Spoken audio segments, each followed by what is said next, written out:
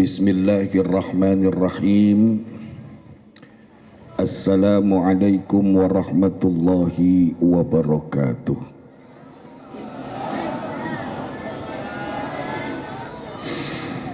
Yang menjawab salam baru setengahnya. Mungkin yang setengahnya sedang banyak pikiran. Maklum sudah awal bulan.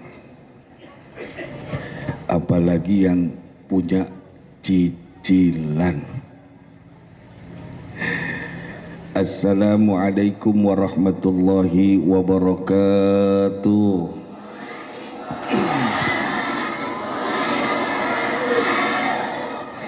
Lumayan sudah agak kompak, tapi masih kurang serempak.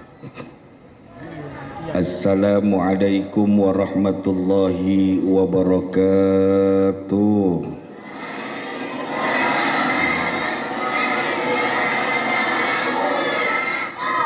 Yang ini sepertinya marah-marah ya. Bapak Ibu mungkin bertanya, Ustadz, kenapa Ustadz punya perhatian terhadap salam sampai mengulang 3 kali? Seandainya kalau kita mau memperhatikan kembali bahwa salam ini adalah bagian daripada doa, sehingga Rasul berkali-kali menyampaikan dalam hadisnya tentang indahnya menebarkan salam. Dan kalau kita ingin perhatikan kembali, di dalam salam yang baru saja kita ucapkan itu ada 3 hal penting dalam kehidupan kita. Yang pertama adalah assalam. Assalam ini kalau kita lihat di Asmaul Husna ada. Dan assalam ini pernah dijumpai Rasulullah langsung ketika beliau Isra dan Mi'raj. Di saat Rasul berhadapan dengan Allah, Rasul menyampaikan salam, tapi Allah tidak menjawab apa-apa. Hal ini membuat Nabi Muhammad merasa khawatir, takut salah, kok enggak ada jawaban dari Allah. Bertanyalah Rasulullah kepada malaikat Jibril, wahai Jibril, kenapa Allah tidak menjawab salamku? Sambil tersenyum Jibril mengatakan, wahai Rasulullah, Allah adalah Zat As-Salam, yang semua keselamatan adalah dirinya, miliknya, yang maha agung atas dirinya. Begitu mendapat penjelasan dari malaikat Jibril, langsung Rasul tersenyum kecil dan kembali di hadapan Allah. Kemudian Rasul mengucapkan salam dengan cara yang lain. Apa kata Rasulullah di hadapan Allah? At-tahiyyatul mubarakatus salawatut thayyibatu lillah. Begitu Rasul menyebutkan kalimah indah tersebut, jawab Allah, assalamu alaika. Baru tuh Allah memberikan salamnya kepada Rasulullah.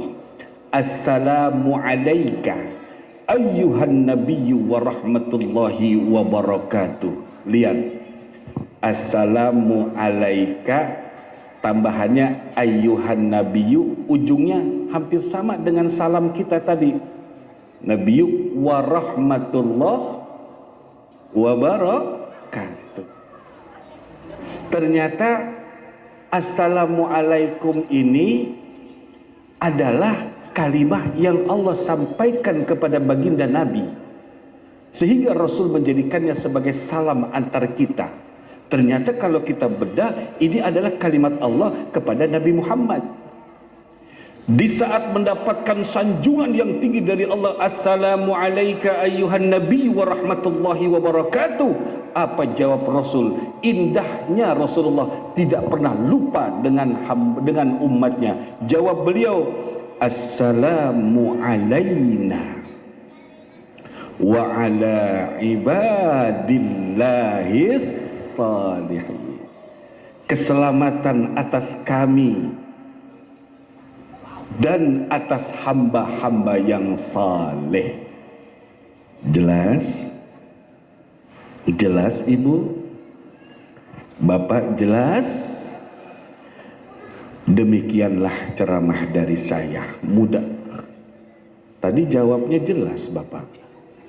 Guru saya pernah pesan, Aswan, kalau kamu ceramah kemudian jamaah bilang jelas, walaupun kamu baru 10 menit, berhentilah engkau ceramah, jangan kau teruskan. Saya bertanya dong, Kiai, kenapa saya nggak boleh terusin? Aswan, untuk apa engkau berlelah dan penat menjelaskan sesuatu yang sudah jelas? Jelas Ibu?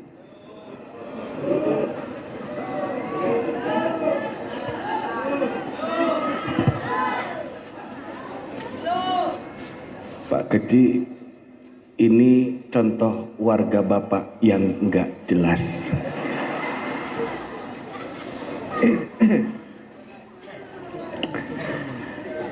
Ternyata di dalam salam itu ada kalimat indah yang artinya bukan main-main. Yang pertama, assalam. Jujur, kalau dia orang beriman, dia berakal, pasti dia ingin keselamatan. Enggak usah keselamatan yang besar dunia akhirat dulu, enggak usah. Keselamatan yang paling kecil saja dia mendambakan, apalagi keselamatan dunia dan akhirat. Kemudian warahmatullah, rahmat Allah. Ini pun dambaan orang-orang beriman. Bahkan hal ini menjadi dambaan utama mereka yang ibadah dan taat kepada Allah. Karena ketika Allah sudah memandang hambanya dengan rahmatnya, maka bahagialah hamba tersebut. Ketika Allah memandang hambanya dengan rahmatnya, maka Allah tidak peduli siapa dia, bagaimana dia, yang pasti orang tersebut adalah akan menjadi kekasihnya. Itulah rahmat. Mungkin Bapak Ibu masih ingat ketika bulan Maulid kemarin ada ayat Quran yang memuji Nabi Muhammad. Bismillahirrahmanirrahim.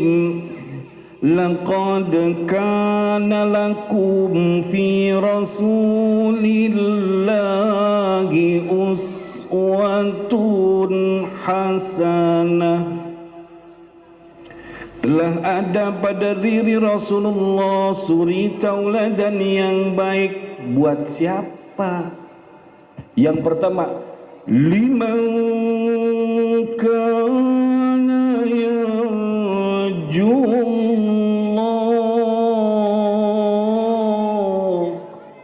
buat orang yang berharap rahmat Allah.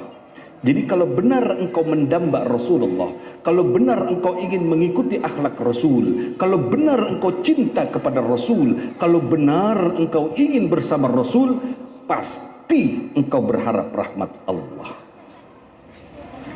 Rahmat Allah ini Masya Allah ya. Jadi ada sebuah kisah Bapak Ibu di dalam kitab. Saya berdiri nggak apa-apa ya. Jadi kisahnya begini. Ini baru ngebahas salam loh, sudah 10 menit. Belum ngebahas yang lain. Siap, pulang dari sini jam 4 subuh, siap. Subhanallah.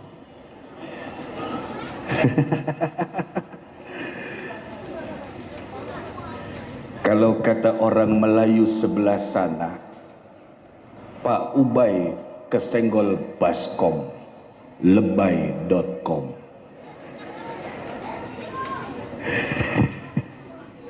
Ketika bicara tentang rahmat, ada kisah singkat yang indah, yaitu tentang seorang ahli ibadah di zaman Bani Israel sebelum adanya kanjeng Nabi Muhammad. Ada orang saleh ahli ibadah puluhan tahun, kalau malam dia ibadah, kalau siang dia puasa, sehari-hari berzikir kepada Allah, puluhan tahun dia lakukan. Namun ketika dia wafat, dia meninggal dunia, Allah perintahkan malaikat untuk menyeretnya dan melemparkan ke dalam neraka jahanam. Ketika si ahli ibadah ini diseret oleh malaikat, dia berteriak, "Ya Allah, aku kan ibadah dulu di dunia. Ya Allah, aku kan selalu taat kepadamu di dunia, ya Allah." Langsung Allah perintahkan malaikat berhenti, bawa kemari. Bawa kemari. Dibawa. Malaikat tolong bawa timbangan. Timbangan ya, timbangan. Ya, timbangan. Tolong kau bawa timbangan. Wahai ahli ibadah, benarkah engkau banyak beribadah dulu ketika hidup? Benar ya Allah, aku puluhan tahun bersujud kepadamu, aku puluhan tahun begini, begitu, begini, begitu. Dia sebutkan semua amal ibadahnya. Oh, sebanyak itukah? Iya ya Allah. Malaikat, kau korek mata si ahli ibadah, satu bola matanya kau letakkan di atas timbangan. Begitu Allah perintahkan malaikat untuk melakukan itu, ternyata telah lebih dulu Allah ambil semua amal ibadah si ahli ibadah selama puluhan tahun, sudah diletakkan di atas satu daun timbangan. Langsung ini amalnya, ini timbangannya langsung jomplang. Bangga tuh ahli ibadah. Namun ketika Allah perintahkan malaikat, lepaskan satu bola matanya, letakkan pada daun timbangan yang satunya. Begitu satu bola mata dilepaskan, ditaruh pada sudut timbangan yang satunya, itu amalnya hilang, ringan. Ahli ibadah langsung terdiam. Itu amal ibadahmu yang aku timbang dengan satu bola matamu. Bagaimana dengan dua bola mata? Bagaimana dengan penikmat telinga, nikmat mata, nikmat hidung, nikmat ini, nikmat itu, nikmat ini? Semuanya tertunduk si ahli ibadah. Wa in ta'uddu ni'matallahi la tuhsuha.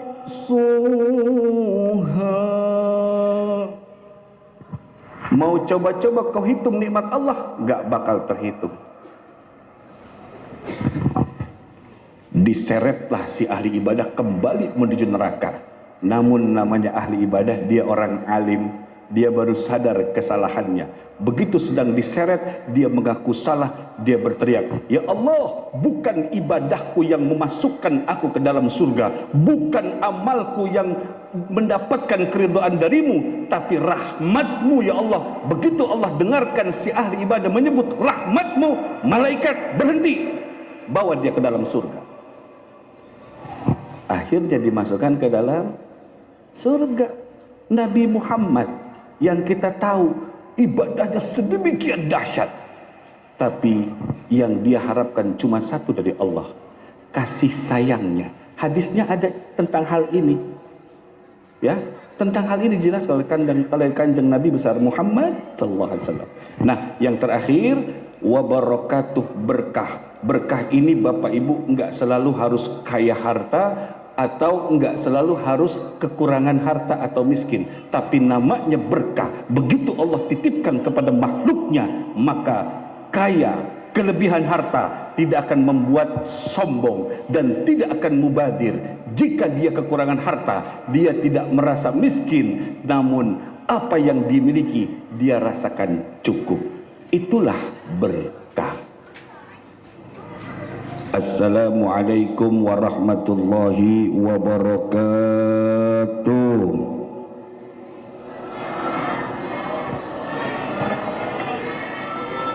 Alhamdulillah, alhamdulillahi ghafirid dambi wa qabilit taubah bifadlihi wa rahmatihil wasi'ah.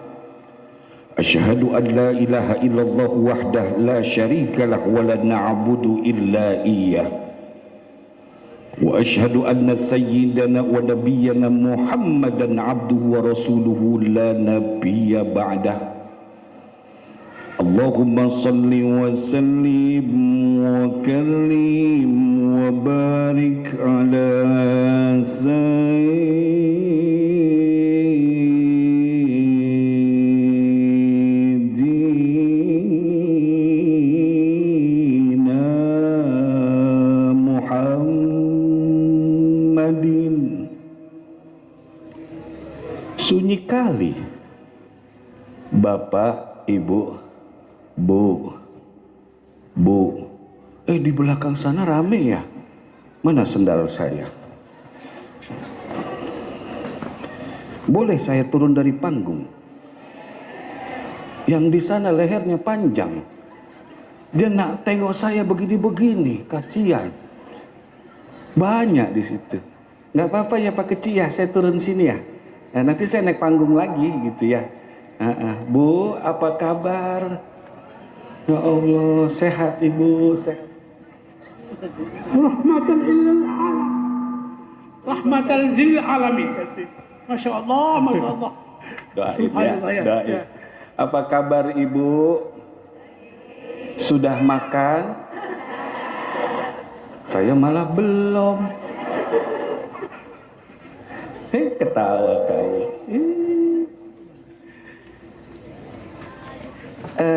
Ya udah, saya di sini sebentar ya. Jangan marah ya. Tadi ketika saya menyebutkan nama seorang mulia, nama seorang agung yang karenanya tidak akan pernah satupun umat masuk ke dalam surga sebelum umatnya. Saya tadi menyebutkan seorang nama yang mulia, yang belum pernah Nabi dan para Rasul yang hebat, agung sekalipun melakukan sebuah perjalanan yang fenomenal kecuali beliau yang Allah perjalankan, yaitu perjalanan Isra dan Mi'raj. Dan karena beliau juga Allah Subhanahu wa taala menciptakan alam semesta, sehingga Allah langsung beraudiensi kepada beliau saat itu beliau masih dalam bentuk cahaya. Laulaka ma khalaqtul asya. Kalau bukan karena engkau ya Muhammad, aku tidak akan menciptakan segala sesuatu. Malaikat, semua yang indah ciptaan Allah diciptakan dari nur Muhammad. Yang sayang adalah ketika saya menyebutkan namanya sekian banyak ini, tadi yang menjawab dengan sholawat cuma segelintir. Bu, Bapak jangan marah ya kalau saya lebih banyak memanggil ibu ya. Kenapa? Karena secara jumlah saya lihat Bapak ini jumlahnya kalah telak. Lebih banyak ibu, Terus lagi ingat gak Rasulullah ketika ditanya sama sahabat, ya Rasul, kepada siapa aku harus berbuat baik? Jawab Rasul yang pertama siapa? Yang kedua siapa? Yang ketiga siapa? Baru yang keempat, berapa ibunya? Tiga ibunya. Bapak itu. Jangan diterusin Pak. Ini sudah mulai sensitif ya. Yang pasti kemuliaan seorang ibu diakui oleh baginda Nabi besar Muhammad. Cuma sayangnya ketika saya tadi membaca salawat menyebutkan namanya, yang baca salawat dengan menyebutkan kalimah-kalimah indah atas sebutan namanya hanya segelintir. Padahal Bapak Ibu ini bulan Sya'ban, bulan diturunkannya perintah salawat. Karena itu kata ulama, Rajab yang baru saja berlalu adalah syahrullah, bulannya Allah. Sya'ban yang sekarang adalah bulannya Rasulullah, dan Ramadan adalah bulannya umat Rasulullah. Ustadz, apa benar di bulan Sya'ban diturunkan tentang perintah salawat? Itu menurut ulama, bahkan dalam sirah diterangkan demikian. Ayatnya kita hafal semua. Di bulan Sya'ban turun ayat Bismillahirrahmanirrahim.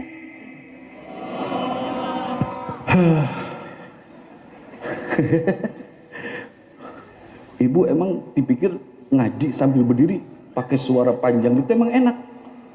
Ngap. Innallaha wa malaikatahu yusalluna 'alan nabi. Sesungguhnya Allah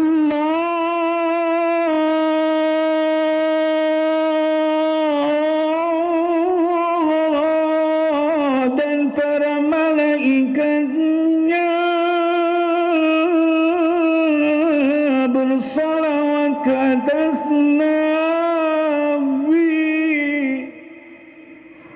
Allah, Bu, Pak, nyebut Allah jangan Allah, Allah, Allah ya. Allah. La ilaha illallah. Itu kata para kiai ahli zikir. Jangan kebiasaan Allah, Allah, Allah. Kalau Bapak Ibu tulis tuh ada huruf waw di sana. Allah, Allah. Jangan. Mulai diperbaiki Allah. Sesungguhnya Allah dan para malaikatnya bersalawat ke atas Nabi. Allah dan malaikat solawatan kepada Nabi. Ini kan bukti penghormatan dan pengagungan Allah kepada kanjeng baginda Nabi besar Muhammad. Ibarat di TNI, abang ngomong sama temen abang seliting, bro, jenderal sama kolonel aja menghormati dia loh, masa ente nggak hormat sama dia? Tuh, itu dari sisi bahasa.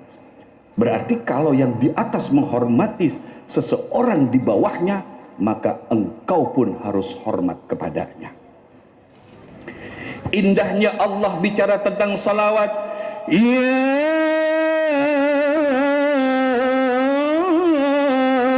ayyuhalladzina amanu sallu alaihi wa sallimu taslima.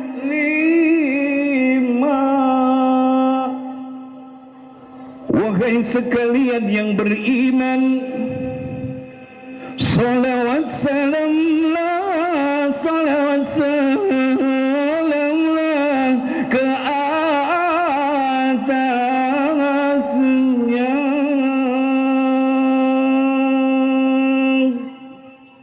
Nah, ayat ini maaf ya, khusus yang beriman. Kalau nggak beriman, tutup telinganya. Hanya untuk yang kalau benar beriman, apa kata Allah? Sallu alaihi. Itu ada fi'il amr yadullu alal wujub. Al-amru yadullu alal wujub. Itu perintah. Makanya ulama-ulama zikir itu mengatakan, kamu nggak sadar bahwa sallu ini adalah kata perintah.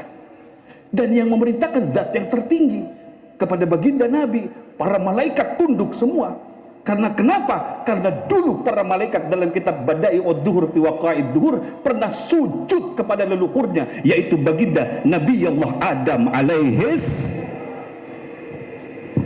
Tapi ada satu rahasia Bapak Ibu. Ulama mengutip, kenapa Allah perintahkan para malaikat sujud kepada Adam? Ini jadi tanda tanya. Dalam Quran ada usjudu li Adam fasajadu illa iblis.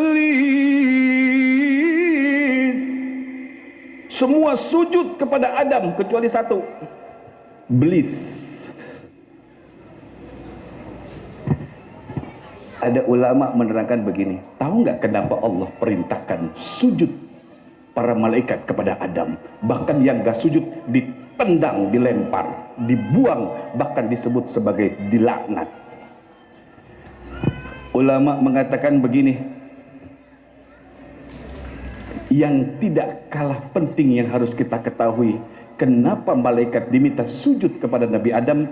Ulama ada yang mengatakan karena Allah meletakkan nur Muhammad pada kening Nabi Adam. Tuh salah satu jawaban.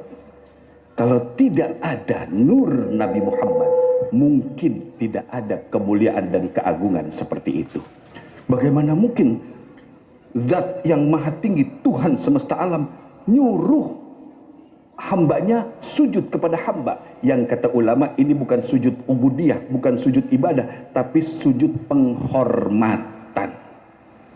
Ternyata kata ulama, penghormatan ini hakikatnya adalah Allah letakkan nur Muhammad pada wajah Nabi Adam. Jelas? Jelas Bu yang di belakang? Hah? Ini contoh jamaah yang paling tega. Dari tadi saya ngomong bahasa Indonesia masih nggak jelas juga. Bapak Ibu yang dirahmati Allah, sudah selayaknya kepada kita yang rindu akan baginda Nabi, sebutkan salawat begitu mendengar nama beliau. Sallallahu wasallam ala. Tunggu. Yang saya tahu orang asli di sini tuh suaranya bagus-bagus deh. Tinggi juga suaranya. Kalau tadi kayaknya lagi apa ya? Lagi puyeng kayaknya. Ayo, tinggi. 1, 2, 3. Sallallahu wasallam ala Sayyidina Muhammadin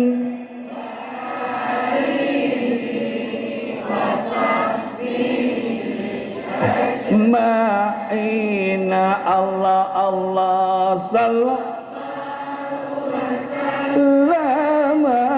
ala nabi sayyidina Muhammadin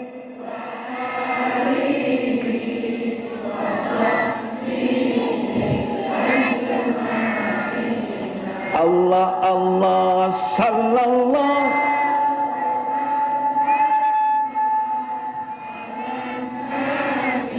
Sayyidina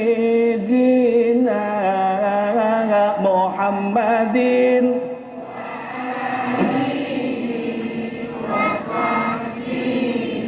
ajma'ina. Allahumma salli wa sallim wa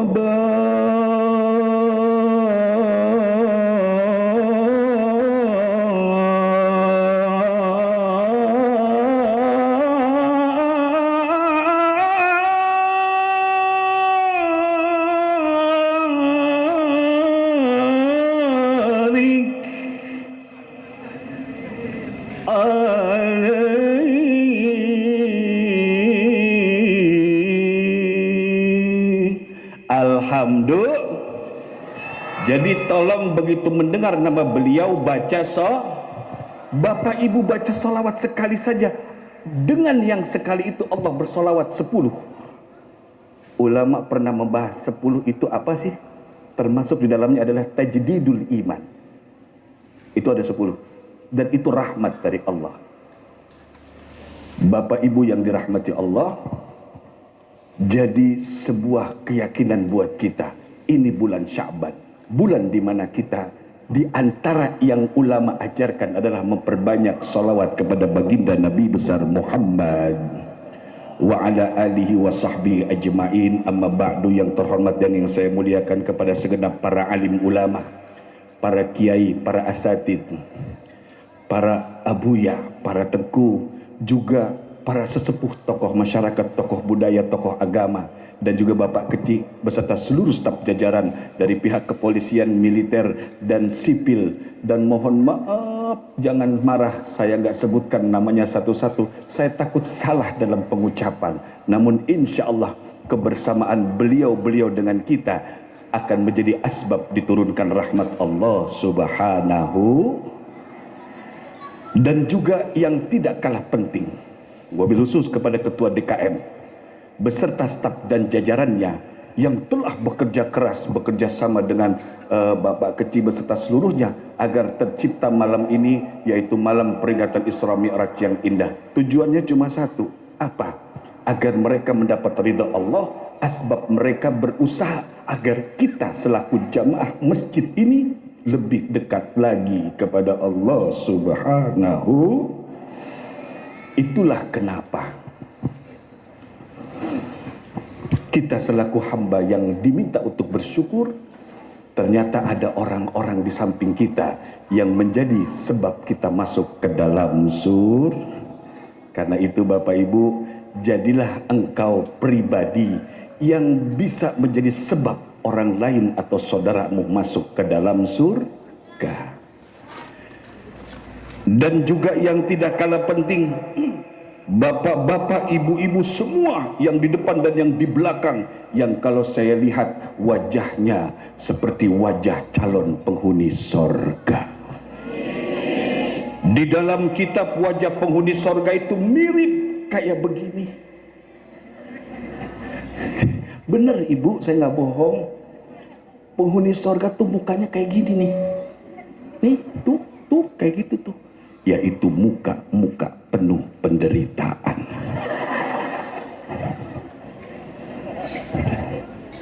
Ada yang senyum tapi senyumnya nggak ikhlas. Ustadz, jangan sembarang ngomong. Ada dalilnya nggak? Ada. Saya nggak mungkin ngomong tanpa dalil. Apa kata Rasulullah tentang wajah penghuni sorga itu wajahnya penuh penderitaan? Rasul ngomong begini, "Ad-dunya sijinul mu'minin." Dunia bagai penjara buat orang-orang yang beriman. Dunia ibarat penjara buat yang beriman. Saya mau tanya, hidup di penjara menderita atau bahagia?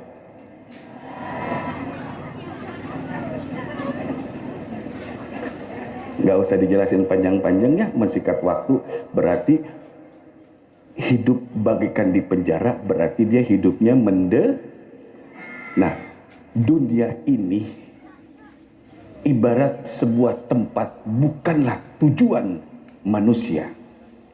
Di sini segala sesuatu harus kita sesuaikan dengan aturan Allah dan Rasulnya. Nggak sembarang, tapi sebaliknya, wajannatul kafirin, dunia ini ibarat sorga buat orang yang kufur kepada Allah.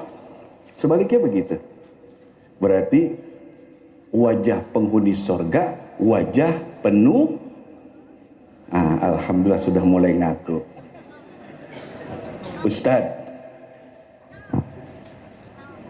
Ustadz kalau ngomong jangan sembarang ya. Ustadz nggak lihat jilbab saya harga 800.000. Gamis saya langsung dari Turki 3,2. Bawahan saya Ustadz bawahan nih. Ustadz mah nggak tahu harga sih, susah Ustadz kampung. Bawahan saya ini Ustadz Aswan itu harganya 2,8. Sendal saya bermerek 3,1. Nih skincare saya. Skincare saya ini langsung didatangkan dari Eropa, harganya hampir 5 juta Ustadz.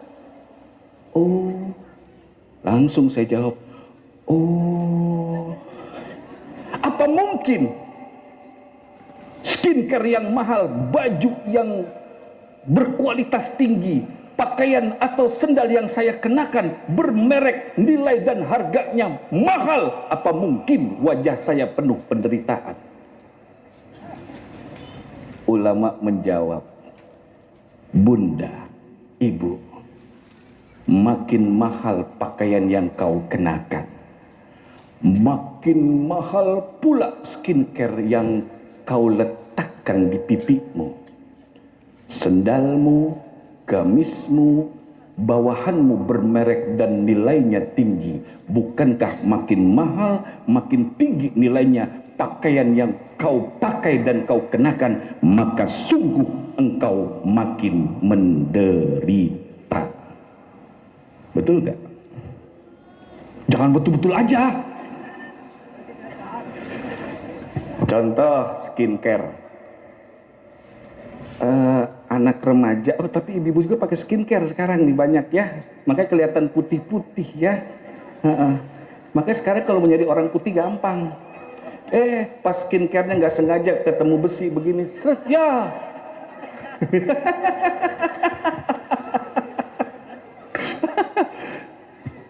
Karena skincare-nya mahal, baru jalan dari rumah kan udah dipakai nih. Emang begitu kan makanya. Terus belum dikepok-kepok. Udah tuh ya, jalan. Skincare mahal loh, mau 5 juta langsung import. Sekarang ini pada bangga-banggaan dengan skincare. Katanya apa? Mah gatel pakai skincare 100.000. Ih, garuk-garuk gitu loh. Pakainya yang mahal. Menderita gak pakai yang mahal? Menderita. Nih contoh penderitaannya. Baru pakai, jalan keluar rumah, turun dari mobil, baru mau masuk ke mall, ke shopping center, baru mau masuk, Allahu Akbar, Allahu Akbar. Kenapa ibu ketawa? Kenapa ketawa? Itu dia tuh jawabannya tuh. Yang ono tahu tapi pura-pura diem, cuma senyum-senyum doang. Ustadz, ya Allah, tega amat Ustadz, masa saya harus bersihkan baru pakai 2 jam ya Ustadz? Kalau digosok gini Ustadz, sudah itu satu gosokan gini tuh 100.000 Ustadz. Apa iya saya harus bersihkan muka lagi untuk wudhu, kemudian skincare lagi? Penderitaan nggak? Tapi kalau yang 100.000 nggak terlalu menderita, murah. Itu baru skincare, belum baju, gamis, Ya udah, saya kasih contoh orang yang ikhlas nggak mudah dibuat menderita. Siapa itu? Kalau bapak ibu pergi ke majlis taklim kayak begini, masuk masjid sholat 5 waktu, coba-coba aja pakai sendal harga 3 juta. Coba tes aja, tes.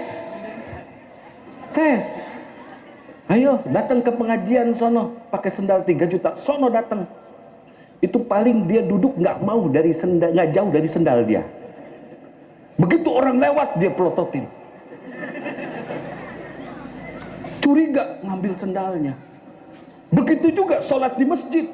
Coba pakai sendal mahal, coba sono. Yang ada padahal shop masih kosong di depan, dia sholat di teras itu dekat sendal. Allahu Akbar.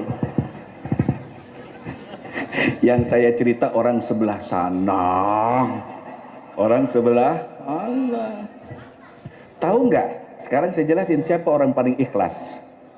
Orang paling ikhlas ngaji dan orang paling ikhlas sholat berjamaah di masjid adalah orang yang pakai sendal swallow, talinya putus, disambung tali plastik, bagian tumit belah 4, disambung dengan kleptes, cetrek.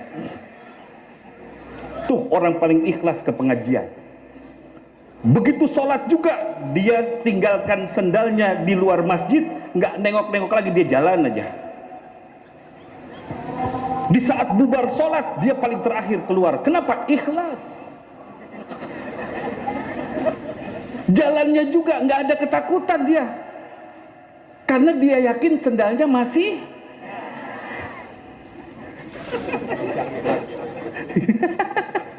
Kata ibu-ibu, siapa yang mau ngambil sendal begitu, itu mah sampah Ustadz. Jangankan hilang ibu, ketuker pun mustahil. HP kalau makin mahal Pak Bu, makin menderita. Kenapa? Ada tuntutan dipamerin. Halo, padahal pulsanya habis. Kemana-mana itu HP, padahal ada kantong ditenteng melulu. Mau tahu orang yang paling ikhlas bawa HP? Mau tahu? Orang yang punya HP jadul, tombol semua, tombolnya hilang 3. Kemudian diikat dengan karet gelang. Dari ibu bapak ketemu orang itu sampai pulang nggak pernah lihat HP-nya. di kantong terus, saking ikhlasnya. Di malu. Berarti malu dengan ikhlas bedanya tipis ya Bu ya. Ambil hikmah dari kisah saya. Ternyata dunia sering membebankanmu sehingga engkau makin jauh dari Allah, tapi engkau tidak sadar bahwa engkau sedang jauh dari Allah. Makin menempel dunia pada tubuhmu, pada dirimu, maka sungguh engkau makin berat untuk taat kepada Allah. Itulah kenapa malaikat Jibril bersama Rasul ketika dalam perjalanan Isra dipanggil oleh seorang nenek-nenek dengan gelang yang penuh. Muhammad, Muhammad, sini, aku ingin bertanya kepadamu. Subhanallah, Nabi Muhammad tidak menengok sedikit pun. Begitu sudah jauh dengan orang tersebut, Nabi Muhammad bertanya, wahai Jibril, itu siapa? Ya Rasul, itu dunia. Perumpamaan seorang nenek dengan gemerlap perhiasannya. Seandainya engkau tengok dia, maka umatmu akan mencintainya. Jelas?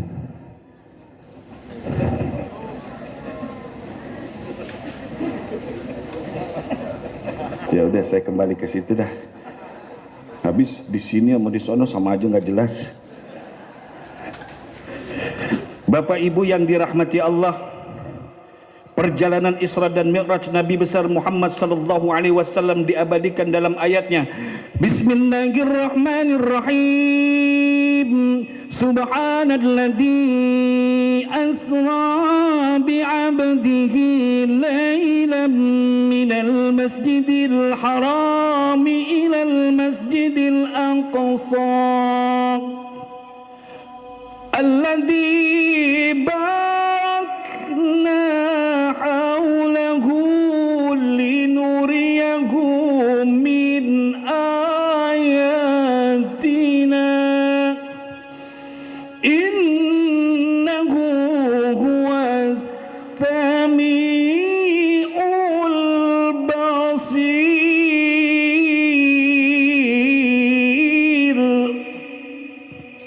Allah Subhanahu wa taala memulai ayatnya yang hendak menceritakan tentang sebuah perjalanan yang sulit masuk akal, tapi bukan berarti tidak bisa diterima akal. Kalau akalnya bersanding dengan iman, insya Allah dia bisa terima. Terbukti Bapak Ibu, asbab Isra Mi'raj 1500 tahun silam, sekarang berdiri pabrik-pabrik pesawat terbang. Itu kan bocoran kecil dari Isra Mi'raj. Padahal dulu Rasulullah Nabi Muhammad dihina. Orang-orang jahiliyah yang memusuhi Rasulullah ketika Rasul ingin mengaku bahwa beliau tadi malam diperjalankan, namun sebelum beliau cerita, memang beliau tidak galau, beliau takut, beliau khawatir. Tapi kata malaikat Jibril, ya Rasul, engkau wajib sampaikan apapun resikonya. Akhirnya Rasul sampaikan. Rasul dibuat bahan kelakar. Kamu terbang ke sana? Mustahil. Mekah ke Aqsa Palestina itu 1 bulan jalan, 1 bulan pulang. Kamu kurang dari setengah malam sudah sampai di sini lagi. Kamu bercanda. Bahkan mohon maaf, tidak sedikit orang yang tadi beragama Islam, begitu Rasul mengisahkan tentang Isra Mi'raj, mereka murtad dari Islam. Dan ini menjadi peluru terindah buat orang-orang yang memusuhi Rasul, orang jahiliyah. Mereka mencela sampai ada salah satu pemukanya mengatakan, ya udah, kalau kamu benar terbang ke langit, coba kamu angkat kaki kananmu. Rasul angkat. Sekarang kaki kirimu. Kata Rasul, kalau aku angkat kaki kiri aku jatuh. Ketawa semua terbahak-bahak. Ya Rabbana. Seandainya orang-orang bodoh itu hidup di zaman ini, dia akan terkejut banyak orang terbang di langit. Hadirin hadirat rahimakumullah. Singkatnya, perjalanan Isra dan Mi'raj baginda Nabi besar Muhammad sallallahu alaihi wasallam adalah perjalanan fenomenal yang menembus keluar dari 2 dimensi. Yang pertama, keluar dari dimensi waktu. Apa sih yang dimaksud dengan keluar dari dimensi waktu? Rasul bisa jumpa dengan orang-orang terdahulu. Rasul seperti kembali kepada waktu yang lalu ribuan tahun silam. Itu bertemu dengan Nabi Adam, Nabi Harun, Nabi Idris, Nabi Allah Yusuf yang ganteng. Bertemu juga dengan Nabi Allah Ibrahim, Nabi Allah Musa. Padahal mereka hidup ribuan tahun silam. Rasul keluar dari dimensi waktu. Kemudian apalagi yang dimaksud Rasul keluar dari dimensi waktu? Rasul melihat di dalam surga ada orang-orang yang mendapatkan kemuliaan, dan orang-orang itu masih hidup di dunia. Begitu juga ketika Rasul masuk ke dalam neraka, Rasul melihat tukang ngomongin tetangga ada di sono, tukang gibah, tukang kepo yang mulutnya lemes, kumpul semua di neraka. Lagi disayat-sayat, aduh, ini suka ngomongin tetangga nih. Itu yang saya omongin jamaah sebelah sana. Kalau sebelah sini mau,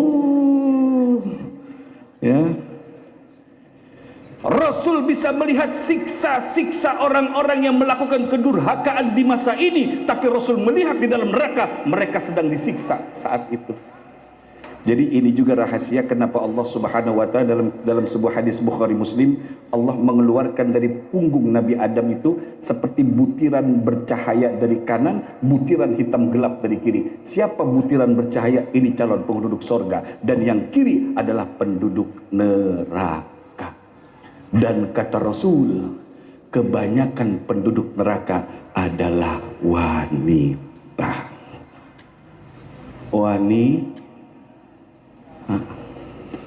Mudah-mudahan bukan yang di sini. Kalau di sini mah subhanallah, bidadari surga semua. Walaupun galau, berselisih dengan suami, bertengkar dengan suami, dia bersabar karena dia adalah calon bidadari surga. Langsung dia lantunkan, setiap manusia punya rasa cinta yang mesti dijaga. Ayo ulang. Ini yang perempuan malu-malu, ya Allah.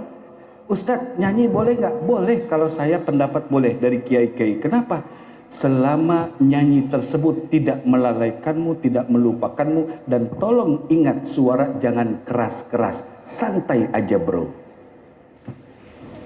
Seorang istri galau dari suami, dia nyanyi bidadari surga, akhirnya termotivasi untuk lebih tabah menghadapi suami. Alhamdulillah, setiap manusia punya rasa cinta yang mesti dijaga kesetiaannya, namun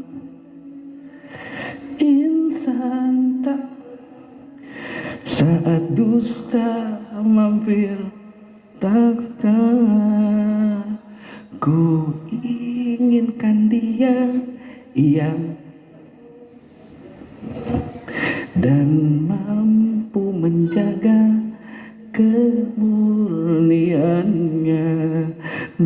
Aku tak ada, ku jauh darinya, abang pun penjaganya.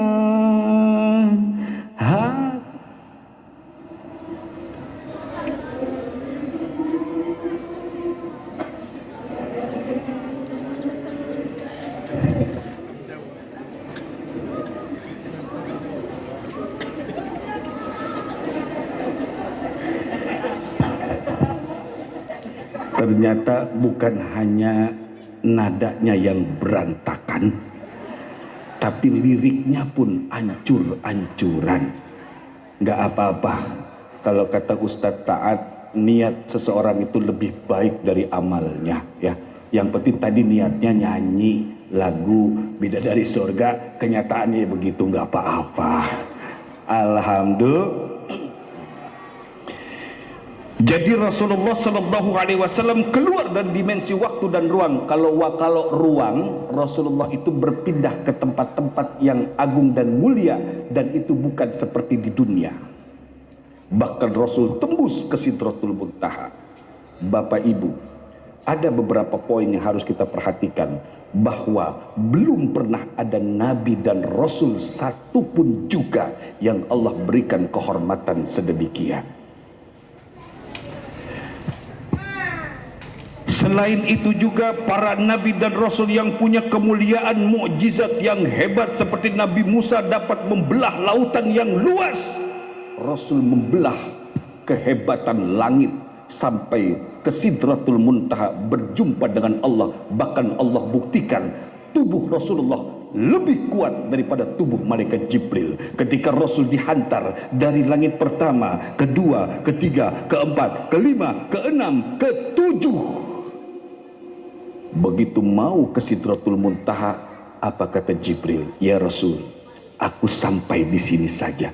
Kenapa engkau tidak ikut menghantarku ke sana? Enggak bisa ya Rasul. Ayo sebentar saja. Enggak bisa ya Rasul. Tahu enggak, di hadapanmu ini ada puluhan tabir. Satu tabir saja aku menembusnya, maka hancur luluh tubuhku. Oh iya, iya.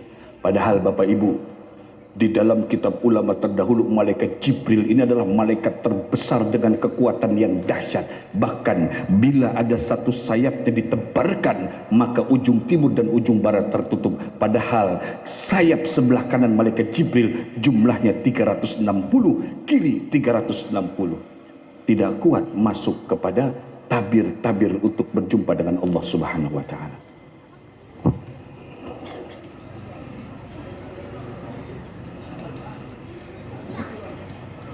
Nggak berasa sudah hampir setengah satu kurang 2 jam. Nah, itu poin besarnya, bahwa Rasul berjumpa dengan Allah, dan ini belum pernah ada satu nabi dan rasul pun mendapatkan kemuliaan ini. Bahkan dalam perjalanan Mi'raj, para nabi, ayahanda dari Rasulullah, nabi-nabi mulia itu menangis melihat Rasul. Kenapa? Umurnya pendek, usianya pendek, waktu dakwahnya singkat, tapi umatnya miliaran. Subhanallah. Itulah indahnya Islam. Selain itu, poin yang didapat ketika perjalanan Isra dan Mi'raj baginda Nabi adalah apa? Mendapatkan perintah solat. Dan perintah solat ini belum disyariatkan kepada para nabi dan rasul terdahulu. Kalaupun engkau pernah mendengar solat subuh adalah solatnya Nabi Adam, solat-solat yang lain adalah solat para nabi dan rasul terdahulu, tapi mereka tidak menjalankan secara sempurna secara jumlah. Namun ketika baginda Nabi besar Muhammad SAW diutus, maka Allah sempurnakan dengan apa? Solat 5 waktu. Subuh, duhur, asar, maghrib, isya. Nabi Musa udah ngejelasin kepada Rasul, ya Rasul, 5 waktu ini berat buat umatmu. Masa sih? Berat. Buktinya umatku aja badannya lebih besar dari umatmu. Umatku kecil-kecil, segini-segini, gak bakal kuat. Kira-kira omongan Jibril, omongan Nabi Musa benar gak? Benar. Buktinya apa? Nih ada dalilnya. Subuh kesiangan, duhur, asar, maghrib, isya, ketiduran, la. Itu dalilnya. Benar berarti Nabi Musa. Pak, Bu, jangankan ketiduran, kesiangan, ketelatan di perjalanan, malah masih ada saudara kita yang sholatnya Senin Kemis. Masih mending Senin Kemis, ada lagi yang lebih fatal, sholatnya setahun 2 kali. Ada tuh orangnya di sebelah sana, begitu takbiran di masjid, Idul Fitri dia yang paling kenceng nangisnya. Pret. Orang dia sholatnya setahun 2 kali. Ya iyalah, kaget ngelihat masjid. Apa sih hikmah yang indah dari salat? Salat adalah cara Allah untuk mendekatkan dirimu kepadanya. Salat adalah cara Allah untuk engkau mampu mengenalnya. Salat adalah cara Allah agar engkau mampu mengendalikan dirimu dan terbebas dari berbagai macam keburukan. Bahkan godaan setan tidak akan tembus kepada orang yang salat, dengan catatan dia benar-benar melakukan salat. Karena masih banyak orang yang salat tapi korupsi, orang yang sholat nyolong harta orang lain, orang yang sholat zalim, orang yang sholat masih banyak.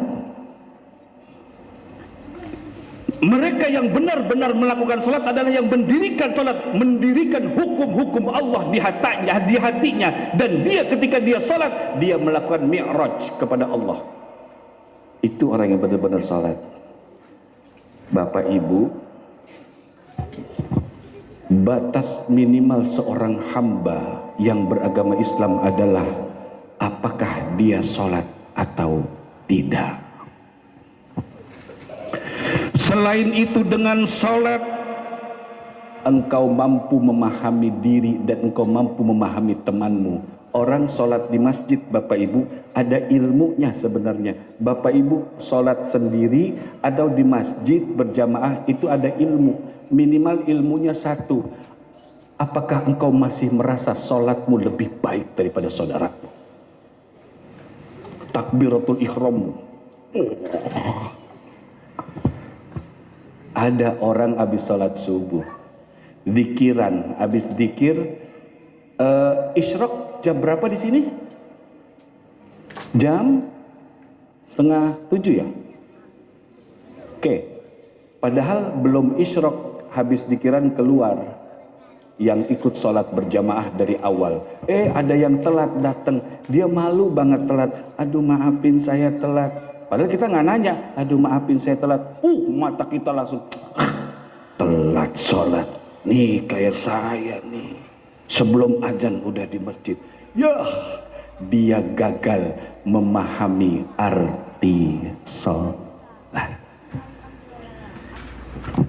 Ketika ada saudara kita yang tidak bisa datang berjamaah untuk melaksanakan sholat, mata kita memandangnya dengan kehinaan kepada orang tersebut.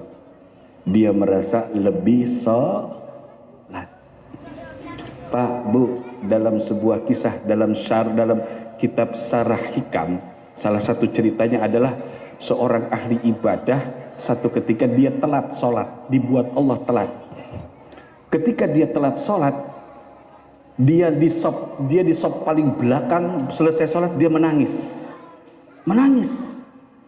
Ulama dan teman-teman di sana bilang, Kiai jangan sedih, biasa kok telat sholat, biasa, jangan sedih. Apa kata Kiai? Hai saudaraku, aku nangis bukan karena aku telat sholat, masbuk bukan aku di belakang, asofku di belakang. Tahu nggak kenapa aku nangis? Aku nangis itu puluhan tahun aku sholat di sop pertama, tapi baru kali ini aku merasakan nikmatnya sholat. Jadi dulu kata dia ketika dia sering di sop pertama, sebelum adzan dia udah siap standby terus, itu akhirnya hatinya goyang pengen dilihat jamaah. Bertahun-tahun tanpa dia rasa dia lakukan itu. Namun ketika Allah buat dia masbuk, subhanallah, di situ dia baru sadar bahwa lebih indah nikmatnya salat begitu engkau lakukan bukan karena siapa-siapa. Wa idza qamu ila sholati qamu kusala yura'una an-nas wa la yadhkuruna Allaha illa qalila. Mereka-mereka yang sholat, kalau nggak dilihat orang males-malesan sholatnya, tapi kalau dilihat orang, subhanallah, takbiratul ihramnya aja khusyuk, Allah Akbar. karena di sebelah ada Pak Gubernur. Itu orang sebelah sono. Kesiannya orang sore tunjukin mulu ya, orang situ tuh. Buat apa? Ya, jadi sebenarnya masjid ini adalah sarana tarbiyah hati, jiwa, bagaimana kita berhadap Allah. Belajar dari masjid banyak loh, khususnya dalam sholat. Aneh ya, orang di masjid kadang suka berselisih. Di masjid aja berselisih, gimana di luar masjid? Ini adalah miniatur kehidupan hamba-hamba Allah. Itulah kenapa disyariatkan sholat berjamaah buat laki-laki. Lihat di dalam, supaya kau bisa perhatikan, khususnya melihat ke dalam jiwamu tentang sholat. Nah, alhamdulillah sholat,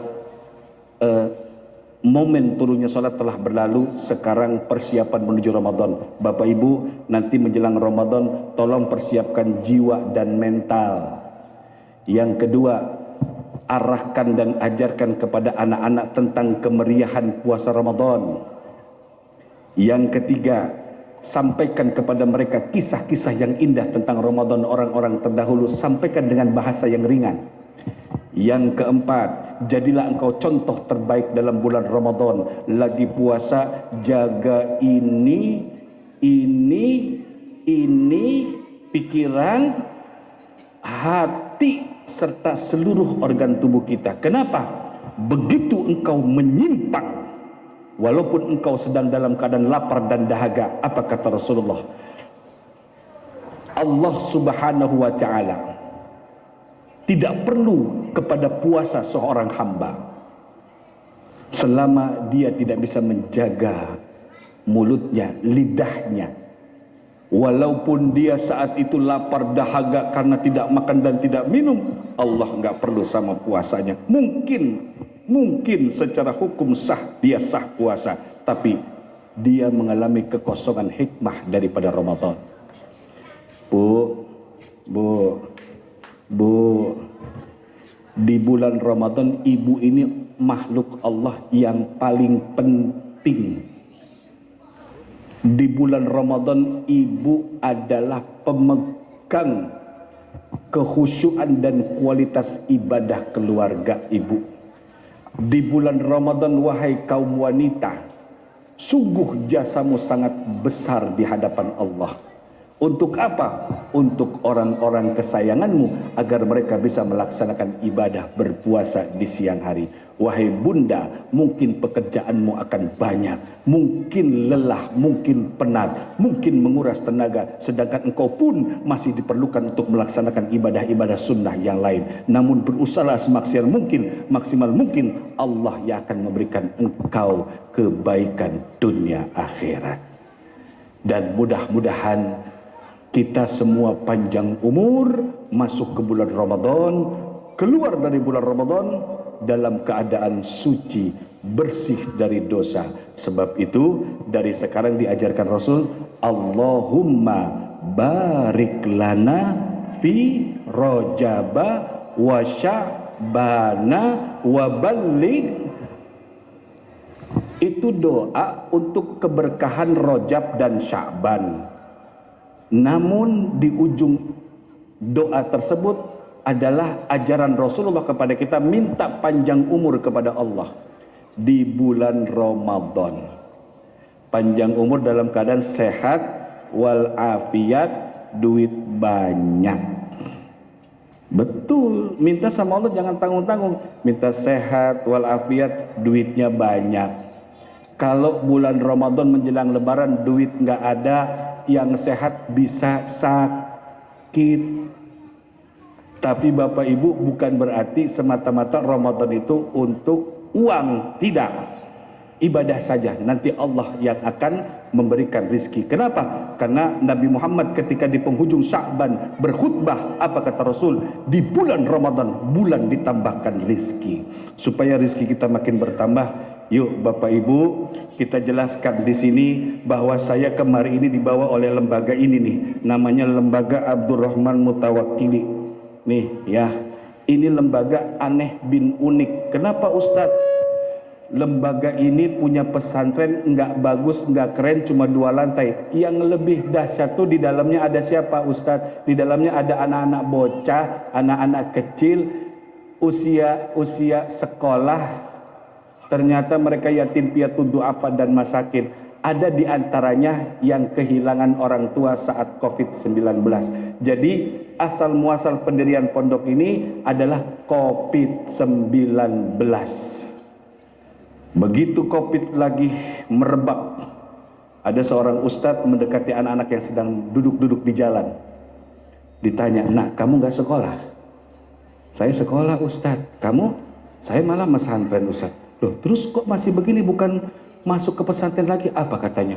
"Ayah saya meninggal ustadz, ibu saya meninggal, dua-duanya divonis COVID, meninggal di RSUD." "Oh, terus?" "Ya sudah, saya nggak punya siapa-siapa."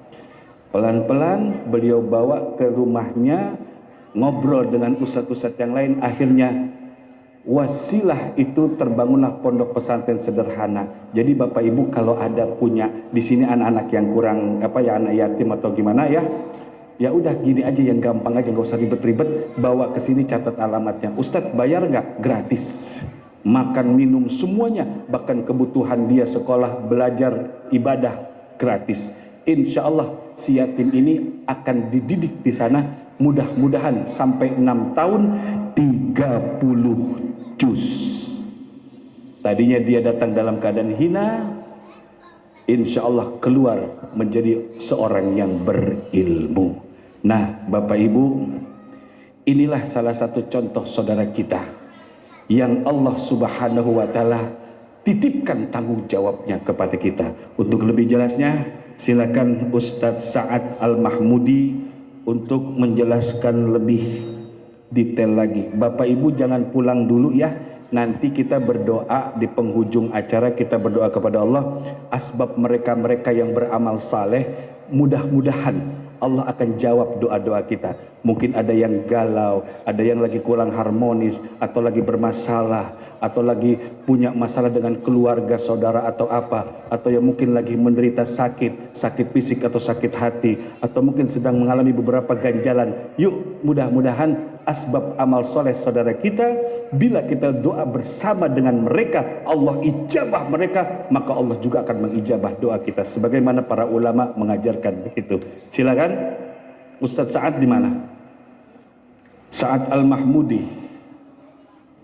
Ustadz Sa'ad.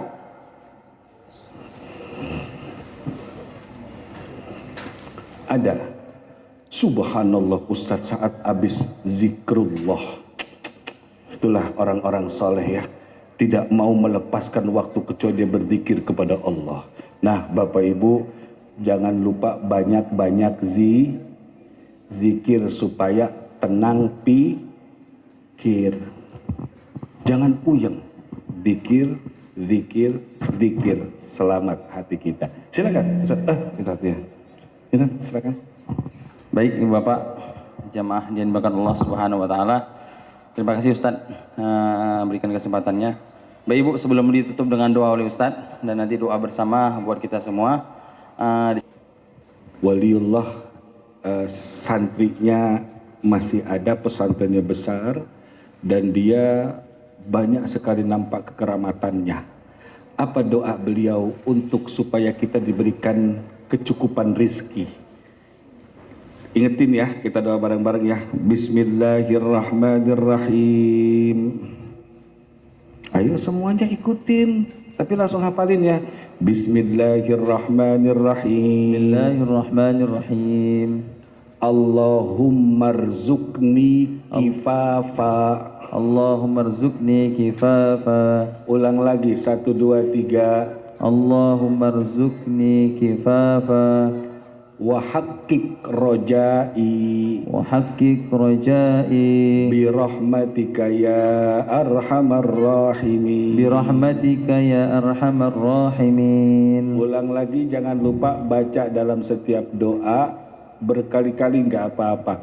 Bismillahirrahmanirrahim. Bismillahirrahmanirrahim. Allahumma rzuqni kafafa Allahumma rzuqni kafafa wa haqiq rajai wa haqiq rajai bi rahmatika ya arhamar rahimin. bi rahmatika ya arhamar rahimin. Artinya, ya Allah karuniakan aku rizki yang selalu mencukupi. Kafafa, kalau tulisannya kafafan pakai 2 harokat. Kafafa, ya Allah berikan aku rizki yang selalu mencukupi. Mau beli rumah beli mobil, beli motor, berangkat haji. Wah, pinter tuh anak ya. Dan yang kedua, wahaqqiq rojai, dan realisasikan, benarkan semua keinginan dan harapanku, pengharapanku. Jadi tolong realisasikan ya Allah. Siapa yang di hatinya mungkin ada yang mau berangkat haji atau mau apa, punya anak supaya sakinah mawaddah warahmah, haqqiq, benarkan ya Allah, nyatakan ya Allah, rojai, pengharapanku. Yang terakhir kita puji Allah, birahmatika, dengan rahmatmu ya arhamar rahimin, wahai zat yang maha mengasihi. Saya ulang sekali lagi, kita baca sambung semua. Bismillahirrahmanirrahim. Bismillahirrahmanirrahim. Allahumma rzuqni kafafa wa haqiq rajai Haqiq rajai bi rahmatika ya arhamar rahimin. rahmatika ya arhamar rahimin. Buat yang sudah sedekah berapapun nilainya, makin besar nilainya, makin tinggi nominalnya, makin besar pula pahalanya di hadapan Allah. Tapi bukan berarti yang nilainya di bawahnya itu berkurang juga pahalanya, tidak. Yang penting keikhlasan, dan ketika ada orang mengajarkan atau mengarahkan kita kepada sedekah, kita menyambutnya. Ini adalah yang paling penting dari sebuah ajaran Rasulullah. Semoga mereka yang bersedekah khususnya dipanjangkan umurnya, disehatkan badannya, dimudahkan segala urusannya, dihasil maksudkan tujuannya, diberikan rizki yang begitu banyak dan melimpah sebagai penggantinya, dan mudah-mudahan Allah jadikan berkah dalam rizkinya, dijauhkan dari bala, musibah dan keburukan, dan mudah-mudahan anak keturunannya saleh dan salihah, berbakti kepada agama, orang tua, nusa dan bangsa, keluarganya juga rumah tangga anak keturunannya semua sakinah mawaddah warahmah. Dan bila belum berangkat ke tanah suci, semoga Allah berangkatkan ke tanah suci, dan bila dia belum berangkat umroh akan diberangkatkan umroh oleh Allah Subhanahu wa taala. Juga kita buat yang bersedekah, khususnya bila disedekahkan, diniatkan untuk kedua orang tua sudah meninggal dunia, Allah akan sampaikan jadikan kuburnya raudhah min riyadil jannah. Karena orang yang meninggal, kata Rasulullah, kal gharikil mugawis, bagian orang minta tolong ketika tenggelam. Tolong nak, tolong ibu nak, ayah tolong nak. Mereka semua melambai-lambaikan tangan seperti orang tenggelam. Mereka meminta tolong kepada keluarganya. Cuma kita nggak mendengar saja. Nah, ketika kita hadiahkan, banyak dalam kitab-kitab ulama itu terbuka, terbongkar. Dalam Mawaid Uspuriyah juga ada bagaimana bahagianya ahli kubur ketika kau berikan dia pahala sedekah. Itu tidak bisa dilukiskan kebahagiaannya. Kapan kau bisa tahu tentang itu? Ketika kau sudah meninggal, kau akan rasakan itu bagaimana. Bila anak-anakmu bersedekah, maka bahagialah engkau dalam kuburmu. Nah, inilah gunanya sedekah, berbagi untuk siapapun yang membutuhkan. Semoga yang sedekah Allah jadikan sedekahnya diterima dan kebaikan dunia dan akhirat. Yang belum sedekah insya Allah nanti akan mampu dan bisa bersedekah. Yuk kita bertawassul atas amaliyah saudara-saudara kita yang bersedekah tadi. Bila doa mereka dijawab Allah, maka kita pun akan dijawab. Yuk kita berdoa, niatkan semua maksud tujuan kita. Mudah-mudahan Allah jawab asbab mereka-mereka yang telah berbuat baik.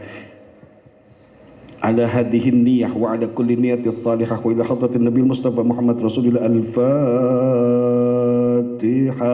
A'udzu billahi minasy syaithanir rajim. Bismillahirrahmanirrahim. Alhamdulillahi rabbil alamin arrahmanir rahim maliki yaumiddin. Iyyaka na'budu wa iyyaka nasta'in. Ihdinas siratal mustaqim. Siratal ladzina an'amta 'alaihim ghairil maghdubi 'alaihim waladdallin. Angkat tangannya.